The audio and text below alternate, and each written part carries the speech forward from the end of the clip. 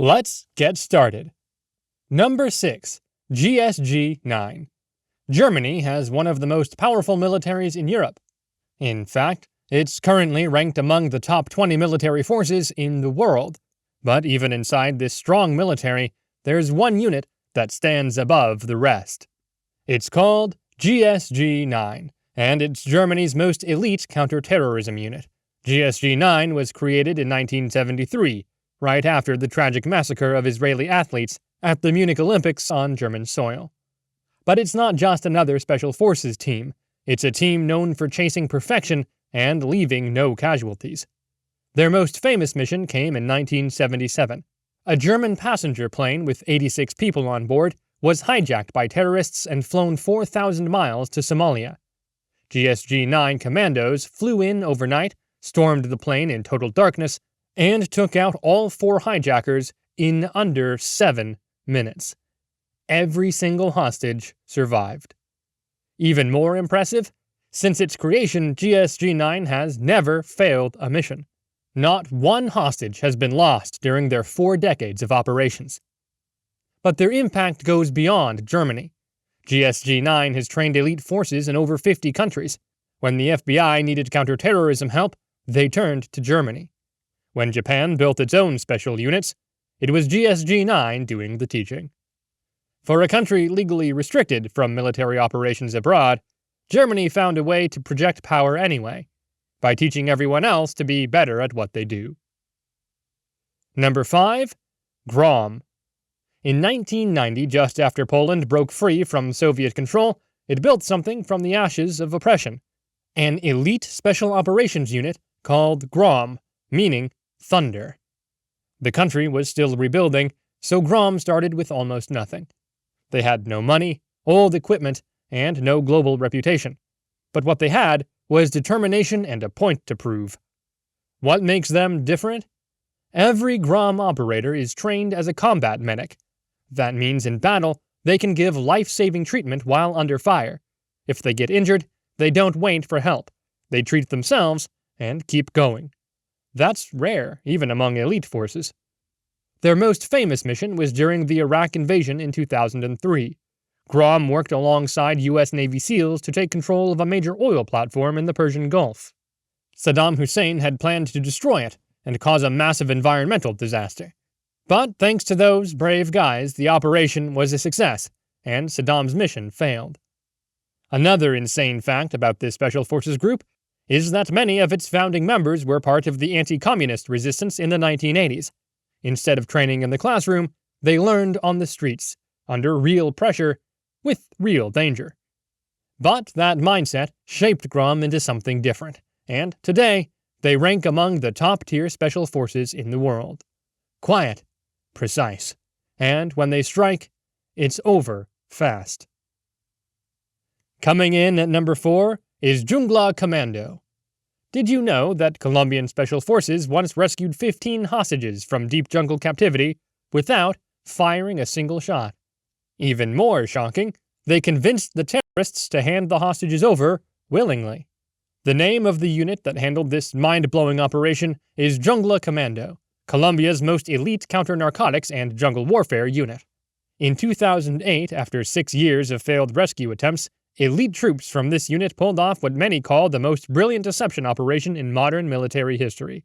They disguised themselves as humanitarian workers, flew helicopters into enemy territory, and talked the captors into loading their own hostages onto the aircraft. The revolutionaries believed they were transferring the prisoners to another rebel group, but the aid workers were actually Colombian Special Forces. By the time anyone realized the truth, it was too late. The hostages were already free, and the enemy was already in handcuffs. But how did Colombia get this good? Decades of war against cartels and insurgents forced them to adapt. Jungla Commandos train with U.S. and British Special Forces, and every operator is a jungle survival expert. Some even train with reformed cartel members to study criminal psychology and guerrilla tactics from the inside. And after years of this training, they gain a special edge. They learn not just to fight in the jungle alone, but to become the jungle itself. Camouflage, language, and infiltration become their special weapons, and once they mastered this act, They gained the ability to defeat their enemy by using their mind against them. At number 3, we have Sayerat Matkal. On July 4, 1976, Israeli commandos executed one of the most daring hostage rescues the world has ever seen, Operation Entebbe. It all started when Palestinian terrorists hijacked a plane and flew it 2,500 miles to Uganda, where dictator Idi Amin offered them protection. The plane had over 100 hostages, and most of them were Israelis trapped inside a foreign airport, with time running out. The world expected negotiations, but Israel had other plans. Under the cover of darkness, a C-130 Hercules touched down at Entebbe Airport, carrying 100 of the most elite soldiers Israel had to offer. The Israeli forces knew Uganda's dictator, Idi Amin, was obsessed with dramatic airport arrivals in a black Mercedes with motorcycle guards. So, they brought their own Mercedes and fake escorts, and rolled straight up to the terminal, looking just like Amin's personal convoy. As expected, the guards let them through, and what followed next was pure mayhem. In exactly 90 minutes, Israeli commandos neutralized every terrorist. 11 Ugandan MiGs on the runway were blown up to prevent pursuit, and the hostages were freed. Only one Israeli soldier was killed, Yonatan Netanyahu, the unit's commander and the older brother of Israel's future prime minister. But what's truly remarkable is who pulled this off. The operation was led by Sayerat Matkal, an elite intelligence and reconnaissance unit so secretive that most of their missions are never confirmed. The mission didn't just change hostage rescue tactics, it sent a global message. If you take Israeli citizens, no matter how impossible the odds, we will come for them, and we will save them. Number 2 brings us to Spetnaz FSB, and if you hear the name, it's probably because something extreme just happened. Spetnaz FSB, or just Alpha Group, is Russia's elite unit for counterterrorism. These operators are ruthless by design. Born during the Cold War to take on the hardest targets, Alpha Group became infamous for handling threats that other forces wouldn't dare touch. In 2004, when terrorists took over a school in Beslan and rigged it with bombs, Alpha Group was called in. After 3 days of failed negotiations and chaos, explosions rocked the school, and that's when Alpha stormed in. The assault was fast, brutal, and controversial, but when terrorists are ready to blow up 1,100 hostages, most of them children, hesitation isn't an option. What makes Alpha Group so different? They don't train to be safe, they train to be decisive. Their regimen includes brutal psychological tests, live fire exercises, and missions with almost no margin for error. These operators are trained to kill with their bare hands, endure torture without breaking, and complete missions even if it means not coming home.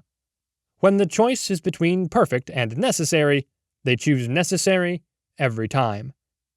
And another crazy thing is that they don't wear name tags or give interviews, and most of them officially don't even exist.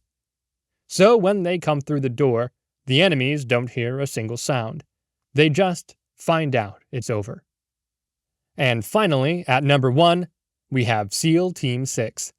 When the US military needs a job done with zero room for error, not 99% but 100% precision, it's only one unit they call SEAL Team 6. This team is officially known as DevCrew, the Naval Special Warfare Development Group. They're not just elite, they're the elite of the elite, selected from within the Navy SEALs through grueling trials that test not just physical endurance, but psychological edge. These operators train for years, knowing most of their missions will never be acknowledged. I'm sure everyone knows about the raid on Osama bin Laden in 2011, but that was just one night. What about the 2020 mission in Nigeria, where an American citizen was kidnapped by armed militants and taken deep into the Sahel, a region notorious for lawlessness and terror networks? SEAL Team 6 launched a nighttime raid, killed every captor with surgical precision, and rescued the hostage without a single U.S. casualty. Or their role in taking out Abu Khalil al-Sudani, a top al-Qaeda leader in Afghanistan, deep inside hostile territory, where they landed, engaged in direct firefights, seized critical intel, and were gone before the enemy realized what happened. DevGru doesn't just hit targets. They run black ops, dismantle terror cells, seize nuclear materials, and capture war criminals, all in places where America isn't even supposed to be. They use everything from stealth helicopters to mini submarines, from drone surveillance to facial recognition in the field. Their arsenal is high-tech, but their deadliest weapon is their discipline. And here's what separates them.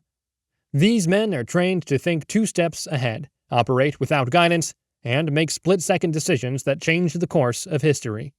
Because in this world, when diplomacy fails, and every other special forces say, "This one's too dangerous," SEAL Team 6 goes anyway, and the world quietly becomes safer, one mission at a time.